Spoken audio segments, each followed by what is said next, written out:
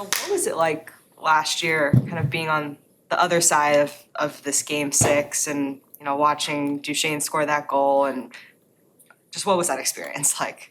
And now being on this side of it. Yeah, it's obviously losing sucks always, and that's how we felt last year. And I felt, it was a tight series last year, and Dallas was a little bit better than we were then. But now it's obviously better to be in this side of the series where now you're up 3-2 and going to Colorado. We know it's going to be a tough game. We can expect them to play their best game of the series, and we got to match that intensity right from the start. Because it's now been 23 games you've been here, including the playoffs. You've got a goal against Colorado in this series. How much do you feel like maybe you're kind of settling in and now maybe just play? Yeah, I think that's the biggest thing. I think is settling in and playing with instinct, and I think the systems and everything, it's in the back of my mind now, so I don't have to think about anything on the ice, like where I have to go. It comes with instinct, and it's gonna come even more the more games go by. But yeah, it's settling in is a good word to say, which is always key to playing well. And now you're really on the other side because you've scored against those guys in the playoffs. Yeah, right. So yeah, now it's reality, I guess. Yeah. What makes an elimination game so hard? Like, what makes other teams so hard to close out?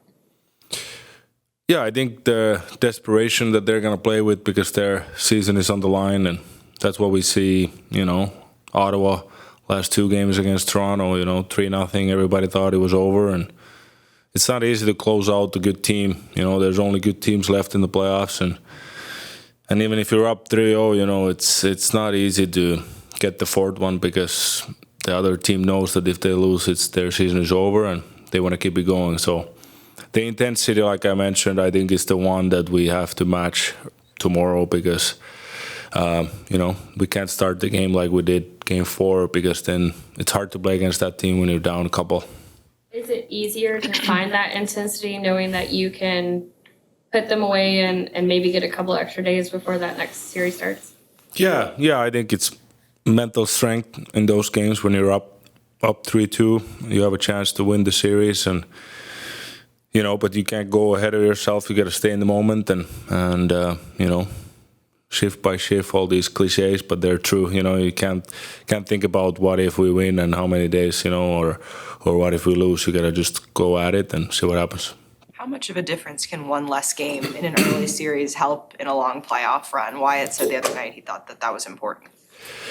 Yeah, I think it's always, like I remember when we won 22, we swept 2 series. I'm not saying it's not easy to do, and it doesn't happen. It's pretty rare, especially end of the playoffs. But I feel like it helps when you get, even a couple days. I think that back then we had over a week off almost from the game. So there's always, some bruises and, some injuries in the playoffs that are not talked about, and those extra days can really help team get healthier and feeling better. So it's important, I would say. Mikko, you've played with a lot of good forwards since you've joined Dallas, but it seems like you've settled into this line with Rope and Granlund.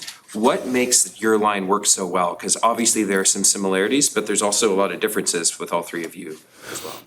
Yeah, I think chemistry is pretty good. I feel like it's maybe, I don't know if it's because we're all same nationality, but same language on the bench but yeah, it's obviously Rope brings the speed on the line more, and he can back their D really off with his speed. He's scary when he's coming downhill, and I think the work ethic, maybe all the Finnish people are pretty hard workers and overall, and forechecking and stuff like that. We really try to take pride of that to get pucks back and extend some ozone time and try to play with the puck and obviously defend well. But yeah, it's been good, and I think there's another step we can take for sure.